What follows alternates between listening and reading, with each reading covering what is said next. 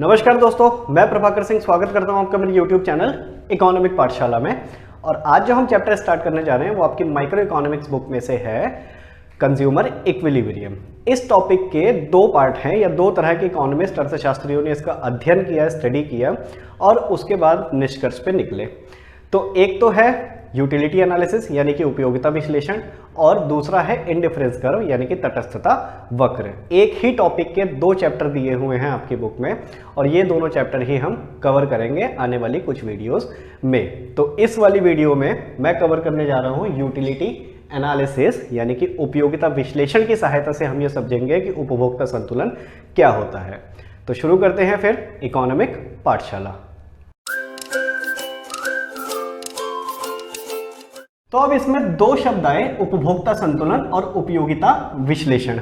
उपभोक्ता संतुलन क्या होता है ये समझने से पहले हम ये समझ लेते हैं कि उपभोक्ता कौन होता है। जो भी व्यक्ति अपनी आवश्यकताओं की पूर्ति के लिए वस्तुओं का उपभोग करता है, चीजों का गुड्स का कंज्यूम करता है, कंजप्शन करता है, वो क्या कहलाता है? कंज्यूमर कहलाता है, हिंदी में उपभोक्ता कहलाता है। हम खाने पीने की चीज़ें खरीद कर लाते हैं, बैठने के लिए कुर्सी खरीद कर लाते हैं, सोने के लिए बेड खरीद कर लाते हैं। जितनी भी वस्तुएं हम बाजार से अपनी ज़रूरत की खरीद कर लाते हैं उन सबका क्या किया है? हमने कंज्यूम किया है, उपभोग किया है। इसलिए हम सभी क्या हैं? उसके उपभोक्ता हैं। कुर्सी के उपभोक्ता हैं, आटा के उपभोक्ता हैं, चावल के उपभोक्ता हैं, दाल के उपभोक्ता हैं, सभी वस्तुओं के उपभोक्ता हम हैं। उपभोक्ता संतुलन क्या होता है इस पर पहुंचने से पहले हम उपयोगिता समझ लेते हैं। उपयोगिता क्या होती है? हम जितनी भी वस्तुएं उपभोग करते हैं, कंज्यूम करते हैं, उससे कुछ ना कुछ हमें सेटिस्फैक्शन मिलता है, संतुष्टि मिलती है। आम बोलचाल की भाषा में कहें तो कुछ ना कुछ मज़ा मिलता है। जैसे चॉकलेट खाने से बहुत ज़्यादा मज़ा मिलता है, मोमोज खाने से बहुत ज़्यादा मज़ा मिलता है। आप बाजार में गए, वहाँ पर दो चीज़ें मिल रही हैं, एक तरफ तो करेले का जूस मिल रहा है, दूसरी तरफ मोमोज मिल रहे हैं। तो हम कौन सी चीज़ खाएंगे? मोमोज खाएंगे। करेले का जूस कौन पीता है भाई? करेले के जूस में कोई स्वाद ही नहीं है, ना उसको हमें यूज़ करने से, कंज्यूम करने से कुछ मज़ा आएगा। कई लोगों को करेला भी पसंद होता है, हालांकि जूस नहीं, सब्जी उसकी पसंद होती है। तो मोमोज का सेवन किया, मोमोज का कंजप्शन किया, क्योंकि मोमोज का कंजप्शन करने के बाद हमें बहुत ही ज़्यादा मज़ा आएगा, या हम ये कह सकते हैं इकोनॉमिक्स की लैंग्वेज में कि हमारा सेटिस्फैक्शन लेवल वहाँ पर बहुत ही ज़्यादा होता है। उसको इकोनॉमिक्स की लैंग्वेज में हम कहते हैं उपयोगिता। हर एक वस्तु की अपनी एक उपयोगिता होती है और हर एक व्यक्ति की हर एक वस्तु के साथ में उपयोगिता अलग अलग हो सकती है। हो सकता है किसी भी आदमी को लौकी की सब्जी बहुत ज़्यादा पसंद हो लेकिन हमें लौकी की सब्जी पसंद नहीं है। हो सकता है किसी को करेला पसंद हो लेकिन हमें करेला पसंद नहीं। हो सकता है उसे मोमोज पसंद ना हो, हमें मोमोज पसंद है। तो हर एक पर्सन का हर एक गुड के साथ यूटिलिटी या फिर उपयोगिता वेरी होता रहता है, अलग अलग हो सकता है। तो क्या हुआ उपयोगिता? सीधे शब्दों में कि हर एक वस्तु को या किसी भी गुड को कंज्यूम करने पर जो भी हमें सेटिस्फैक्शन मिलता है उसको इकोनॉमिक्स की लैंग्वेज में हम कहते हैं उपयोगिता, अंग्रेजी में यूटिलिटी। ये तो हो गई यूटिलिटी की परिभाषा। अब हमें यूटिलिटी एनालिसिस की सहायता से समझना है, यानी कि इसका विश्लेषण करते हुए हमें यह समझना है कि उपभोक्ता संतुलन क्या होता है और उपभोक्ता संतुलन की स्थिति में कब होता है। तो आम बोलचाल की भाषा में संतुलन क्या होता है कि ये मार्कर है, दोनों तरफ बराबर है, तो ये क्या है? इक्विलिब्रियम है, संतुलन है। इकोनॉमिक्स में है कि उपभोक्ता जिस भी स्टेज पर, जिस भी स्थिति पर अपना सेटिस्फैक्शन कर लेता है, मैक्सिमम सेटिस्फैक्शन क्या कर लेता है? मैक्सिमम कर लेता है, अधिकतम कर लेता है, उस स्थिति में उपभोक्ता क्या होता है? संतुलन की स्थिति में होता है। हमें यूटिलिटी एनालिसिस की सहायता से या फिर उपयोगिता विश्लेषण की सहायता से यही समझना है कि किस स्थिति में उपभोक्ता अपना सेटिस्फैक्शन मैक्सिमम कर लेगा, यानी कि संतुलन में रहेगा। ये दोनों टॉपिक आपको क्लियर हो गए होंगे कि उपयोगिता क्या होती है और उपभोक्ता संतुलन क्या होता है। यूटिलिटी को या उपयोगिता को इकोनॉमिक्स में जो आपकी परिभाषा लिखी हुई है किताब में, वो क्या है? Want satisfaction of a good, यानी कि वस्तु में अपनी जरूरत की संतुष्टि करने की जो शक्ति है, पावर है, उसको क्या कहते हैं? उपयोगिता कहते हैं। अब समय बढ़ता रहा तो दो तरह के वैज्ञानिक हुए। पहले एक वैज्ञानिक हुए साइंटिस्ट यानी कि इकोनॉमिस्ट, अर्थशास्त्री कह सकता हूं मैं, कि एक अर्थशास्त्री हुए जिन्होंने कहा कि मैं उपयोगिता को नंबर्स में मेजर कर सकता हूं, यानी कि मैं ये बता सकता हूं कि मुझे करेले की सब्जी खाने से कितनी यूटिलिटी मिलेगी और मोमोज या फिर दूसरी कोई भी सब्जी, आलू की सब्जी खाने से मुझे इतनी यूटिलिटी मिलेगी। मैं उसको नंबर में मेजर कर सकता हूं, 10, 12, 15, है ना। अब जिसका भी ज्यादा होगा उसका संतुष्टि लेवल ज्यादा है, तो यानी कि वो वाली चीज वो खरीदेगा, उसका उपभोग करेगा, और जिसका भी कम है उसका उपभोग वो नहीं करेगा। अब मान लेते हैं बाजार में गया, तो बाजार में एक तरफ मिल रहा है करेले की सब्जी मिल रही है, करेले की सब्जी से वो मानता है कि मुझे 15 यूटिलिटी मिलेगी। यूटिलिटी को यूटिल्स में मेजर करते हैं, उसकी जो इकाई मापक है उसको कहते हैं यूटिल्स। 15 यूटिलिटी मिलेगी, और दूसरी कोई आलू की सब्जी है उससे उसको 10 यूटिलिटी मिलेगी। तो कौन सी चीज वो खरीदेगा? 15 यूटिल्स वाली ही खरीदेगा भाई, क्योंकि उससे ज्यादा मजा आ रहा है उसे। तो एक अर्थशास्त्री ने कहा कि मैं उसको नंबर्स में मेजर कर सकता हूं। उस विधि को, उस मेथड को कहा गया गणनावाचक, कार्डिनल मेथड। एक विधि हो गई है। फिर आगे चलकर एक और अर्थशास्त्री हुए, उन्होंने कहा कि हम नंबर्स में कैसे मेजर कर सकते हैं। और अगर आप प्रैक्टिकल रूप में सोचोगे तो सच में यही है कि हम नंबर्स में उसको कैसे मेजर कर सकते हैं। हम उसको क्रम में लगा सकते हैं, हम उसको अपनी प्रायोरिटी के हिसाब से सीरियल वाइज लगा सकते हैं कि ये नंबर 1 पर है मेरे लिए, ये नंबर 2 पर है मेरे लिए। कुछ लोगों को चाय कम पसंद होती है, कॉफी ज्यादा पसंद होती है, तो कॉफी उनके लिए 1 नंबर पर आ गई। जब भी उनको ऑप्शन दिया जाएगा कि चाय लोगे कि कॉफी, तो वो कॉफी लेंगे। कुछ लोगों को चाय ज्यादा पसंद होती है, तो वो चाय को क्या रखते हैं, नंबर 1 पर रखते हैं। ऑप्शन दिया गया चाय लोगे कॉफी, तो वो चाय लेंगे। तो ये पर्सन टू पर्सन और गुड्स टू गुड्स वेरी कर सकता है हर किसी के साथ। तो क्या है, एक दूसरी विधि हुई, फिर दूसरे अर्थशास्त्री हुए, उन्होंने कहा कि हम इसको नंबर्स में मेजर नहीं कर सकते, हम उसको सीरियल वाइज अपनी प्रायोरिटी के हिसाब से सीरियल में लगा सकते हैं कि ये नंबर 1 पर है, ये 2 पर है, 3 पर है, ये 4 पर है। इसको नाम दिया गया ऑर्डिनल मेथड, यानी कि क्रमवाचक विधि। ये दोनों विधियां क्या मेजर करेंगी, क्या मापेंगी? उपभोक्ता संतुलन मापेंगी। और उपभोक्ता संतुलन क्या है कि वो स्थिति, वो सिचुएशन जहां पर कंज्यूमर अपना सेटिस्फैक्शन यानी कि उपभोक्ता अपनी संतुष्टि कर लेता है अधिकतम, मैक्सिमम, वो सिचुएशन क्या होती है? उपभोक्ता संतुलन। तो एक मेथड हो गया इसका कार्डिनल मेथड और एक मेथड हो गया इसका ऑर्डिनल मेथड। ये दोनों मेथड के हिसाब से 2 चैप्टर आपकी किताब में दिए हुए हैं। एक तो है आपका यही उपभोक्ता संतुलन, यूटिलिटी एनालिसिस, जो कि है कार्डिनल मेथड, जो चैप्टर अभी हम पढ़ने वाले हैं। दूसरा है ऑर्डिनल मेथड, है ना, दूसरा है ऑर्डिनल मेथड क्रमवाचक, जिसका चैप्टर का नाम दिया गया है इंडिफरेंस कर्व, यानी कि तटस्थता वक्र, जो कि अगला चैप्टर है। इसका वीडियो यानी कि ये वाला चैप्टर हम आगे आने वाले वीडियोस में पढ़ेंगे। तो अभी हम शुरू करते हैं कौन सा? Cardinal method. तो अब 2 चीजें और आ गई यहां पर, टोटल यूटिलिटी और मार्जिनल यूटिलिटी। हिंदी में इसको कहते हैं कुल उपयोगिता और इसको सीमांत उपयोगिता। उपयोगिता क्या होती है आप समझ गए, किसी भी वस्तु से मिलने वाला सेटिस्फैक्शन क्या है, वो उपयोगिता है। और हम क्योंकि पढ़ रहे हैं कार्डिनल मेथड, तो कार्डिनल मेथड में ये अज्यूम किया गया है कि हम उपयोगिता को नंबर्स में मेजर कर सकते हैं।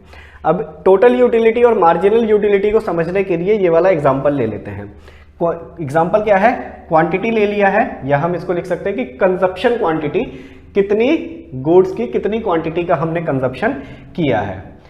मार्जिनल यूटिलिटी और टोटल यूटिलिटी, हिंदी में इसको कहते हैं कुल उपयोगिता और सीमांत उपयोगिता। अब क्वांटिटी जो है कुछ भी हो, मैं इसको रोटी समझ लेता हूं कि आप रात का खाना खाने बैठे हैं और आपको बहुत ही भीषण भूख लगी हुई है, बहुत ही तेज भूख लगी हुई है। पहली रोटी आई आपके पास, पहली रोटी आई, तो पहली रोटी से जितनी ज्यादा भूख होती है उतना ही ज्यादा मजा मिलता है। तो मैं ये मान लेता हूं कि पहली रोटी से 8 यूटिलिटी आपको मिली। पहली रोटी खाई आपने, उसके बाद थोड़ा सा पेट भर जाता है, तो जैसे जैसे हमारा पेट भरता जाता है वैसे वैसे यूटिलिटी हमारी कम होती जाती है, यानी कि उससे मिलने वाली उपयोगिता, सेटिस्फैक्शन हमारा कम होता जाता है। दूसरी रोटी खाई, आपका पेट भर चुका है, तो दूसरी रोटी से थोड़ा सा कम मजा आएगा आपको। तो उससे 6 यूटिलिटी ही मिली। ऐसे ही तीसरी रोटी जब खाओगे तो और थोड़ा सा पेट भर चुका होगा, तो फिर और कम मजा आपको आएगा। तो तीसरी रोटी से 4 ही यूटिलिटी मिली, ऐसे 4 रोटी से केवल 2 मिली। और एक सिचुएशन ऐसी आती है कि हमारा पेट भर जाता है। जब हमारा पेट भर जाता है तो आगे कितनी भी रोटी आती रहे उससे मिलने वाली यूटिलिटी यानी कि हमारे लिए वो व्यर्थ हो जाती है, बेकार की। अब मत लाओ भाई, अब खाया नहीं जाएगा। फिर सब्जी चाहे जितनी भी अच्छी बनी हो, हम उससे ज़्यादा नहीं खा सकते। तो 4 रोटी खाने के बाद आपका जो पेट था वो पूरी तरह से भर चुका है। 5वीं रोटी जब आती है तो आपने उसको ज़बरदस्ती खा लिया, चलो अब आ गई है तो खा लेते हैं, लेकिन उससे आपको बिल्कुल भी मज़ा नहीं आया क्योंकि ज़बरदस्ती खाई है आपने। तो क्या हुआ, वहाँ पर 0 यूटिलिटी ही मिलती है। अब आपका पेट वहाँ पर भर चुका है, आत्मा संतुष्ट हो चुकी है आपकी। ठीक है, तो 5 नंबर से क्या मिला आपको, 0 मिला। 6ठे नंबर की जब रोटी आती है तो अब आप और भी ज़बरदस्ती खाते हो। ठीक है, तो क्या कहा कि सब्जी चाहे जितनी भी अच्छी बनी हो, एक स्थिति ऐसी आती है कि उससे हमें बिल्कुल भी मज़ा नहीं आता, चाहे वो हमारी फेवरेट सब्जी ही क्यों ना हो। तो 6ठी रोटी से क्या होगा, अब धीरे धीरे हमारी ऋणात्मक होनी शुरू हो जाती है सीमांत उपयोग, यानी उपयोगिता हमारी क्या हो जाती है, नकारात्मक या ऋणात्मक होनी स्टार्ट हो जाती है। तो पहली से बहुत ही ज़्यादा, फिर धीरे धीरे कम होते होते नकारात्मक या ऋणात्मक हो जाती है। तो सीमांत उपयोगिता की यही परिभाषा है कि जैसे जैसे किसी भी वस्तु का या किसी भी गुड का हम उपभोग करते हैं, कंज्यूम करते हैं, तो उससे मिलने वाली उपयोगिता जो भी होती है, एक अतिरिक्त इकाई का उपभोग करने से जो भी हमें उपयोगिता मिलती है उसको कहते हैं सीमांत उपयोगिता।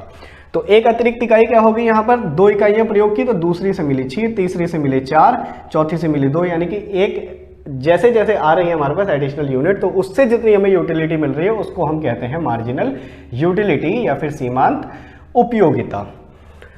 कुल उपयोगिता क्या होती है, कुल उपयोगिता होती है कि जितनी भी क्वांटिटी हमने कंज्यूम की है, जितनी भी क्वांटिटी हमने कंज्यूम की है उससे हमें टोटल यूटिलिटी जितनी मिली है उसको कहते हैं कुल उपयोगिता।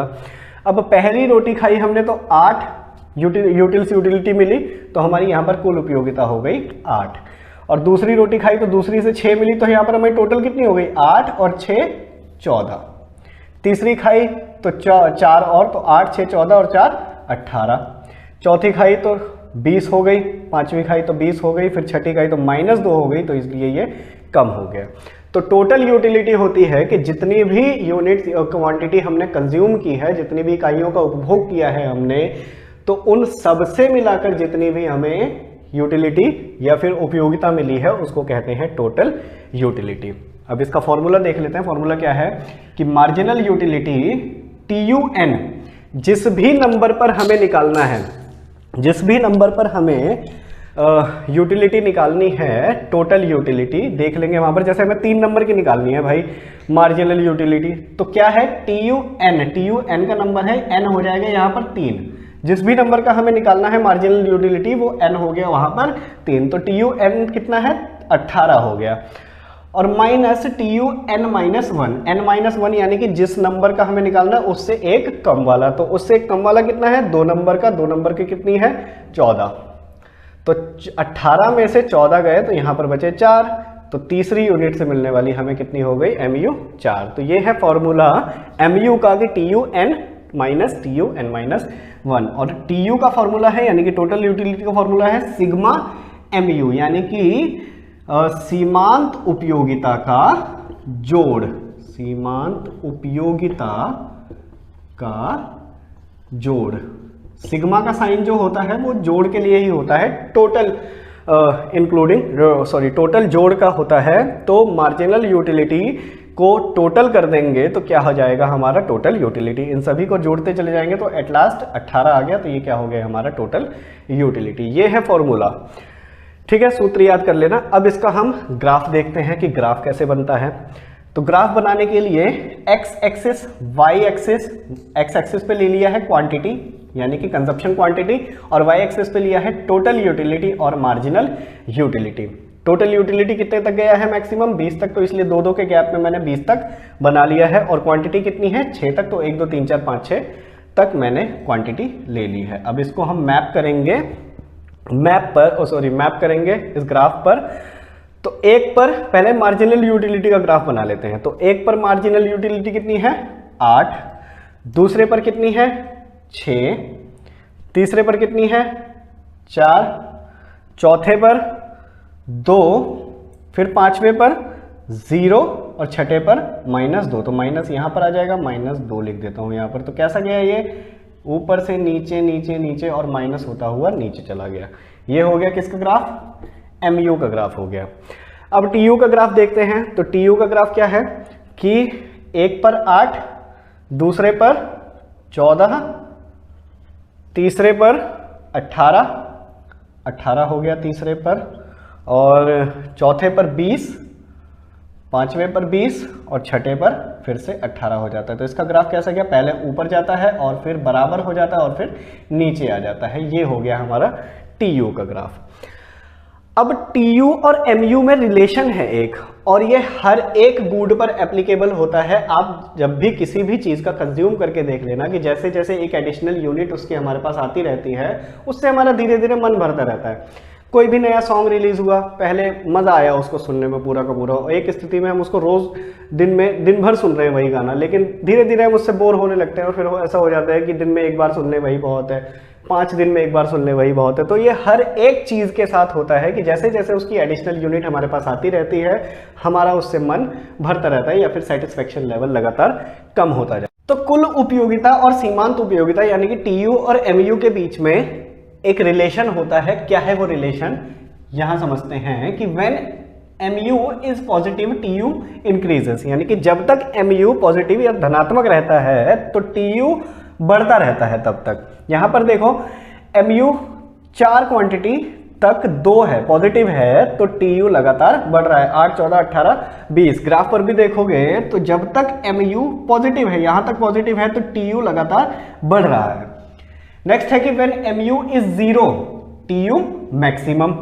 MU जब 0 हो जाता है तो TU वहां पर अधिकतम है, कुल उपयोगिता अधिकतम है।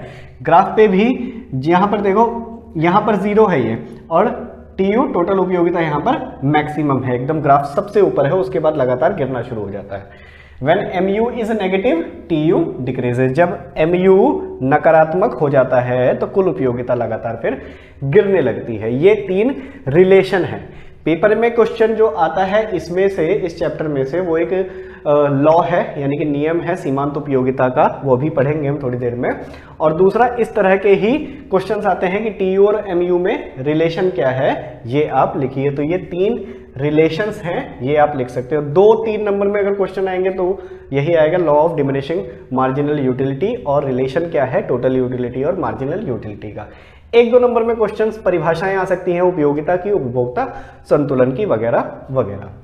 तो ये आपको समझ में आ गया होगा उपभोक्ता संतुलन की परिभाषा क्या है, उपयोगिता क्या है, और टोटल यूटिलिटी मार्जिनल यूटिलिटी में रिलेशन क्या है। अब हम समझते हैं law of diminishing marginal utility, यानी कि ह्रासमान सीमांत उपयोगिता का नियम।